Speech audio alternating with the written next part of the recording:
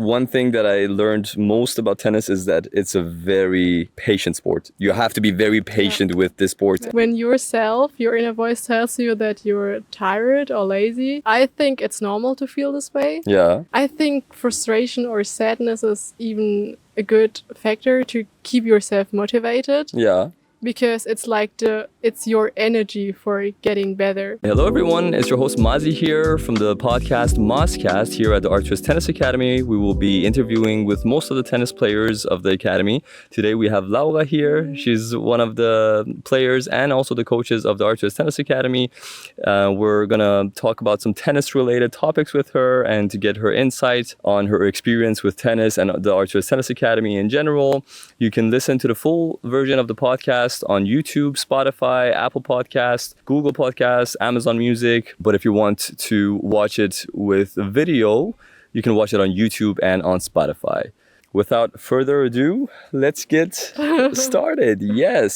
So, Laura, welcome to the podcast. Thank you for having me. It's a pleasure having you here. Right now, we're sitting in Höre Club in the middle of a tennis court, in the middle of a clay court, which we believe that it's the first ever podcast with the R2S Tennis Academy that is being recorded in the middle of a tennis court, but we never know. We'll see in the future.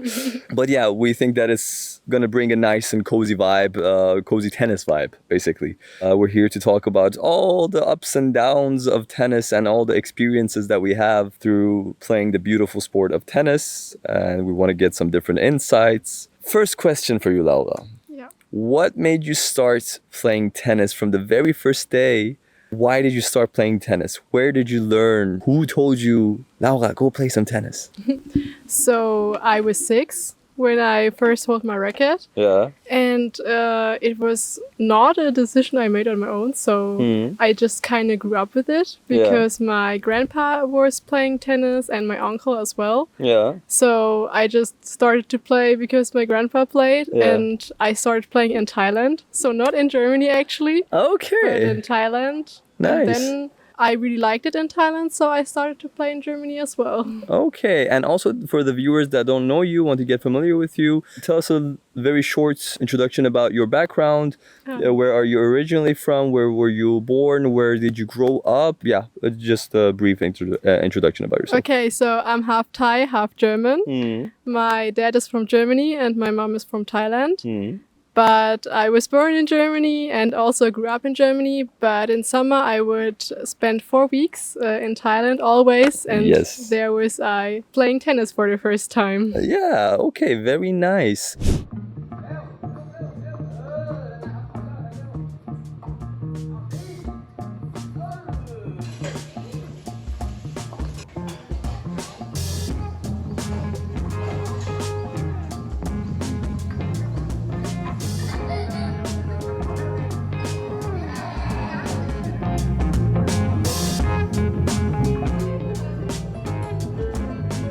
And we'll go back to the experience in playing tennis in Thailand.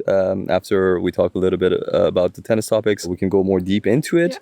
Your journey, you grew up here in Dortmund? Yes, in Dortmund. So Dortmund is your hometown? Yes. Yes, you grew up here. Perfect. And what made you find this tennis court and also the beginning journey of your tennis? Where was the first place that you started playing tennis? And you just continue with the story that you were saying about how you started playing tennis. Okay, so I started playing here in Germany around 6 or 7. And I started playing at TSC Eintracht in Homburg. Next to the stadium? Yes, exactly. Next to the Signal Iduna Park, Yeah.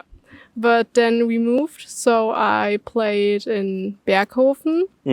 But then we decided to stop playing in Berghofen and started playing in Hörde. Woohoo! Yes, exactly. As my sister and I wanted to play in tournaments.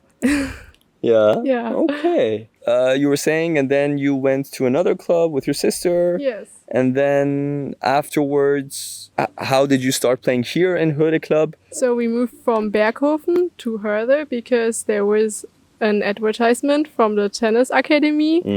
And my sister already knew Sven as she was going to the Goethe-Gymnasium and already had training with him.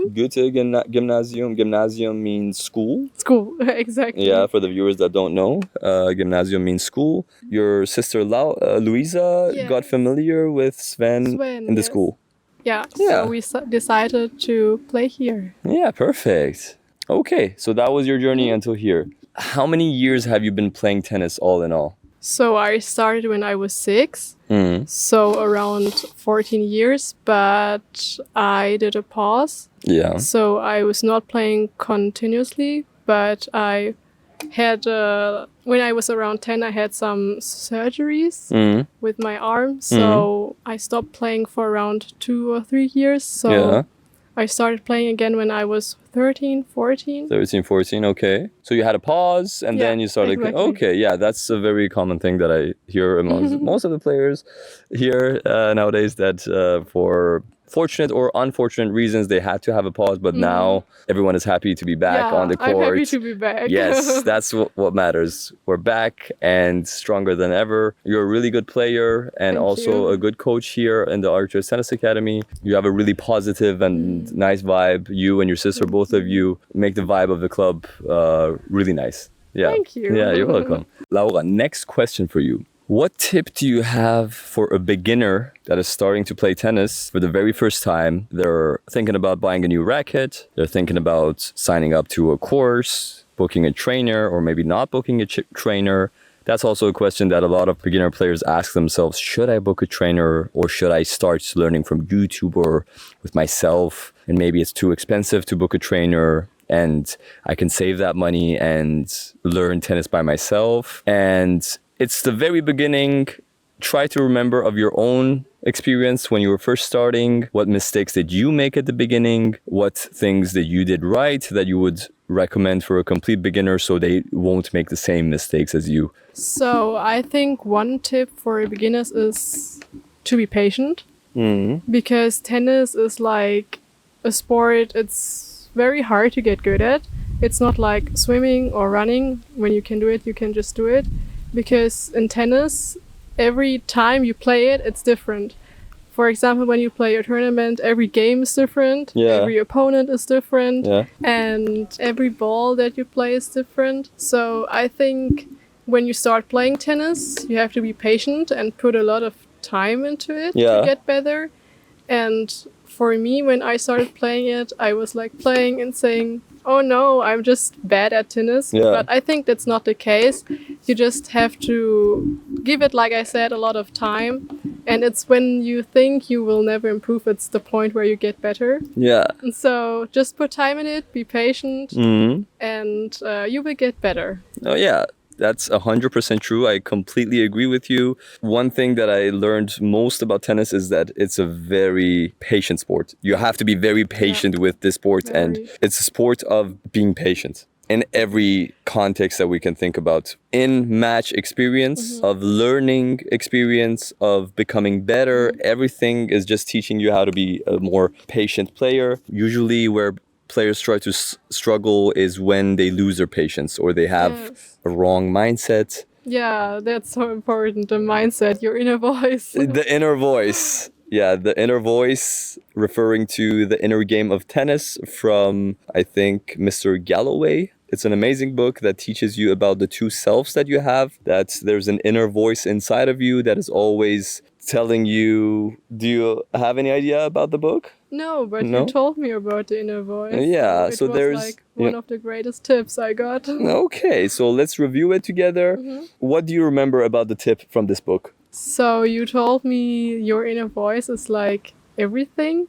When your inner voice tells you that you're tired or lazy, your body will work accordingly. Yeah. So it's important that you always don't matter where you play, like in tournaments or at training, that you're positive about how you play, that you tell yourself that you can do it, and just be confident. And after, even though you miss a point, that you still say, I can do it. I can do it. And who is saying I can do it? It's the inner voice in yourself. So the inner voice usually in players starts to speak with you to tell you either positive stuff or negative stuff. And that's completely up to you, that you train your inner voice to speak to you in a positive way or in a negative way. Everyone has the inner voice inside of them. Sometimes we say the inner bitch or we say the inner enemy, the inner voice. The players that are having fun inside the court are usually the players that have the inner voice under control, and they have a good relationship with their inner voice. They've taught the inner voice that when I lose a point,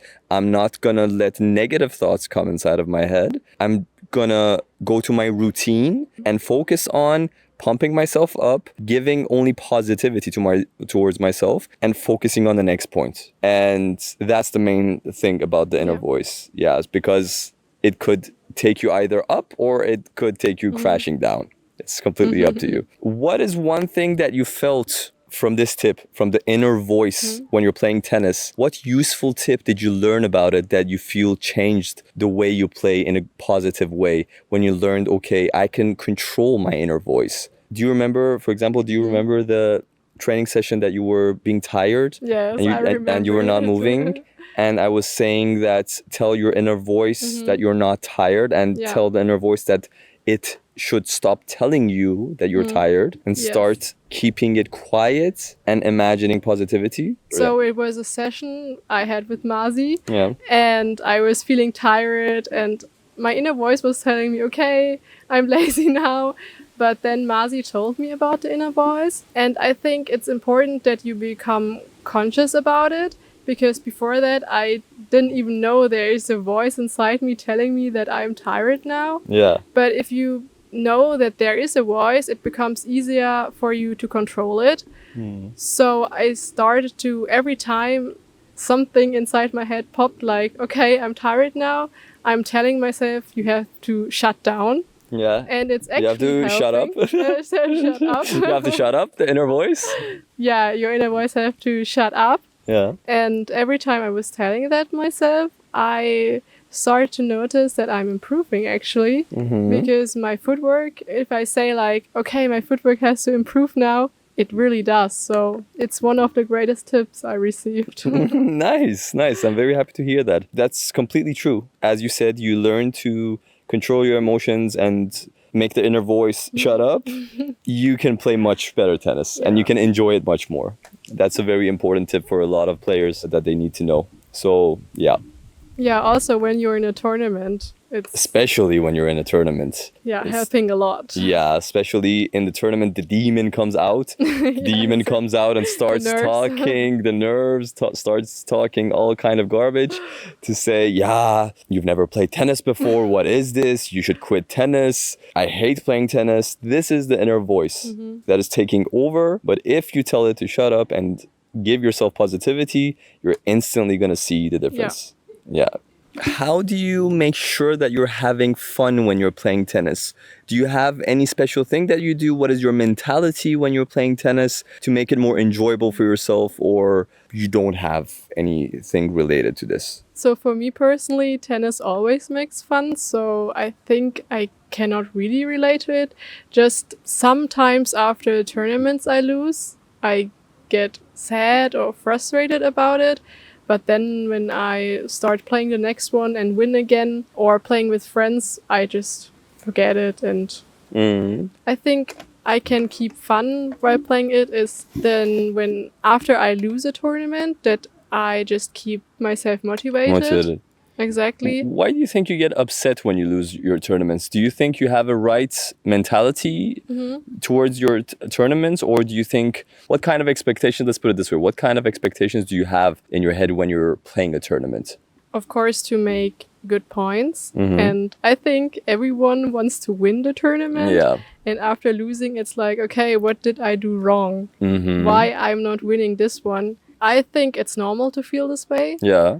I heard that a lot of people feeling this way, and I think frustration or sadness is even a good factor to keep yourself motivated. Yeah. Because it's like it's your energy for getting better when you are frustrated about it. So that's how you take the frustration Yes, exactly. after a loss to motivate yourself. Turn it to motivation. Turn it to To motivation. say like, okay, next time I have to win. I have to win. I need to practice more. I need to. Yeah. So playing in more tournaments gives you the drive and motivation to Yeah. go practice more. Yeah. Yeah, that is the main fun and good part and good point about Yeah. playing tournaments, is that it's the main source of motivation. So as a tennis player, if you feel like you're lacking motivation to play tennis or go to your training sessions, we would recommend you to start playing a little bit more competitive matches, Yeah. to start winning and losing, so you get the taste, so you see how it tastes to win or to lose or to be in a stressful position of a match with people watching and feeling the emotions, and that is definitely going to help you be a little bit more motivated Exactly. and go to train more. So yeah, nice. Throughout your whole tennis journey, name 2 or 3 of your favorite coaches. And no pressure. Imagine I'm not here. Just be honest. I'm honest. 2, 3 of your favorite coaches of your whole tennis journey, and why do you think they are your favorite coaches? What about them do you like the most? What was the best piece of advice that you received from your different coaches, all in all? So there are a lot of coaches that I like. So Mazi, of course. And also shout out to Rambo. Yeah. He's also a funny coach. But also No, my... you mean fun coach. Yes. I'm sorry. Yeah. No, okay. That's a typical mistake of German English. Most of my German friends, I swear, when they mean a fun thing, a fun coach, a fun person, they say funny. Oh. Also, funny heißt lustig. Yes. Fun heißt Spaß. Yeah. So, du meinst Spaß. Yeah. Nicht lustig. Yeah, he always makes jokes, and so he's... Don't you say he's funny? Ach so, because of his jokes? So then he is also funny. Yeah. You meant funny. Yeah. No, you really did. Okay, If so you have Rambo, training sessions so with him, it's always exciting. makes fun. It always makes fun. Good energy, good humor. Yeah. Good vibes. Good vibes. Rambo, Sven, and Jan are the 3 owners of the tennis academy. Very good people and good tennis players, and a very positive vibe, all of them, that they have. As she said, Rambo is also a fun training session as well. Yeah, nice. And also, I really do like my coach in Thailand. I have one. I've been training with him for around 8 years now. 8 years? Yeah. Was it the same Every coach time. that fixed the forehand a little bit? Yeah. Yeah, exactly, shout out to this you, one. man. Good job. Good job on the unit turn on the forehand. Like the turning like this. Very good fix. Good job. So from you, I got a tip to shut my inner voice. Nice. And from him, I learned a lot. Like, I started playing with him, and he told me the basics, like trying to hit a forehand or backhand first with a baseball racket. And that really helped me a lot because it helped me to hit the ball at the right spot of the racket. Yeah. With the Yeah. sweet spot. The sweet spot. Yeah, with the exactly. sweet spot. Yeah. Perfect. What is your favorite surface to play on and why? How do you call surface in the Halle? Clay, hard court, So the one in carpet. In the Halle, our indoor courts is like a carpet. carpet. It's kind of like a carpet. It's not the fast hard courts. So we have clay, we have grass, we have hard court. These are the 3 main ones, and then we also have a special surface it's like a carpet. So my favorite court to play at is the carpet one. On the carpet. Yeah, Why is that? because I like how the ball ticks, Bounces. Yeah. I like how the ball bounces. Yeah. For me personally, I can hit the ball more fast. Yes, definitely. Yeah, that's the main reason for it. Okay. How has playing tennis improved your life in general, do you think? How has it impacted your life? In what ways? Hallo Julian. So I like that tennis is a constant thing in my life. for example, things always do change, like your environment, or you go from school to university, you lose friends, you meet new people, but tennis is like always there. Yeah. For like me, for example, I started playing when I was 6. Yeah. I'm playing it now, and I know that I will playing it in 40 years. Yeah. So I don't really like changes in my life, so I like that tennis is a constant thing. Yeah, it never goes away. Yeah, exactly. It's like your best friend that is always there. Yeah, exactly. And you know that you will never lose that best friend. Exactly. That's perfect. That's so nice. Let's talk a little bit about your book.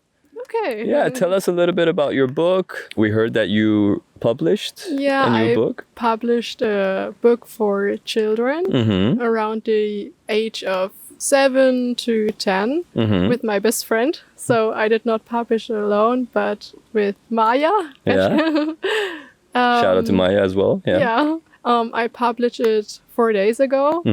Yeah, unfortunately, I don't have it here yet. What is the name of the book? It's called in German Der kleine Heißluftballon. What does it mean? And in English, The Little Hot Air Balloon. The Little Hot Air Balloon. Air Balloon. Nice. Yeah. What is it about? What was the inspiration of the book? What made you decide to write it? So my best friend and I started to write it when we were like 7. We just randomly started writing it one day in school. And we actually sold it. Sold it. Yeah. In the second class. And then years went by and we already forgot about the book. Yeah. But then my best friend saw it in her... Schrank. Schrank. In the drawer. In the drawer or the cabinet. In her cabinet. Yeah. Oh, I should have known this. Yeah, no, it's okay. Schrank. Cabinet. And she told me at the beginning of this year, okay, why don't we pick up this idea and write a book about it in better than in second class? Yeah. And so we just started writing it. And now it's published. Nice. And do you think, how is it going to be interesting for kids, do you think? So it's about, first of all, 3 children who accidentally embark on a global adventure because of the hot air balloon.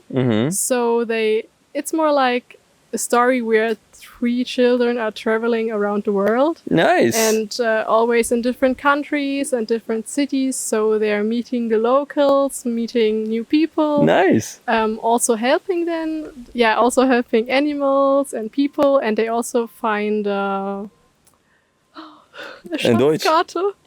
They're also finding a Schatzkarte. Schatzkarte. We will translate this and try to find the meaning, but I also don't know. But we will find the translation. Yeah, no worries. We will find the translation. Yes, we will find the translation. And they have to find the Schatz. Yeah, okay. And I think it's... Schatz? Sweets? Candies? Sweets. No, not candies. They find gold. But you say Schatz. It's like... You can say Schatz, I say to my girlfriend. Yes, you can also say it to your girlfriend. Okay, that's just making sure that I know the correct meanings of the words.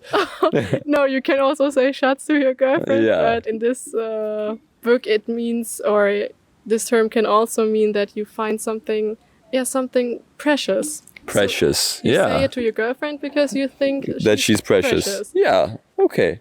But in this book, they're finding gold. Finding gold. Not a girlfriend. Not a girlfriend. They're not 3 children. I'm not looking for girlfriends, so I think they're underage, probably.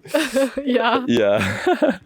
So everyone, check out the book, and yeah.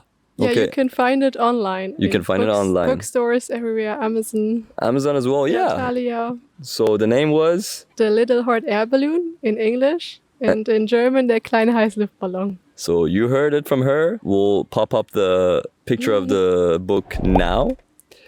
And okay, perfect. Name one of your favorite drills that you love to do inside the tennis court with your coach or with your sister or by yourself that you feel like it helps you play a good level of tennis. Can you translate it to German? Welche Übung ist deine Lieblingsübung? Hi Julian. We're finishing up here. It's probably the forehand because I like it the most, and with the forehand I can practice to hit it on the opponent's side in the backhand corner from her. Yeah. So I like to practice this one the most. To practice on the forehand, to work on pressuring, putting pressure, speed, speed, and pressuring the backhand of the opponent. Yeah. Yeah, okay. So, one final word for our viewers, your experience with the R2S Tennis Academy. What do you love the most about the Academy, and why do you think new players should come to the Academy and start playing tennis here? I like everything here. Yeah. The people especially. There is so many nice people here. The vibes when you come to the court, it's like your second home. So Literally. it's the people. So that's why I recommend it. Yeah, nice. So everyone, thank you for watching and following us until now. Make sure to follow us on YouTube and on Spotify. Also Instagram, we go by R2S Tennis Academy.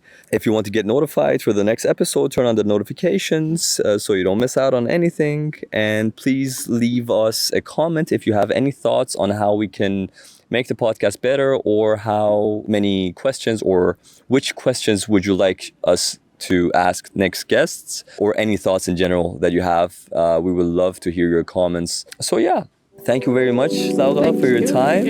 And that's a wrap.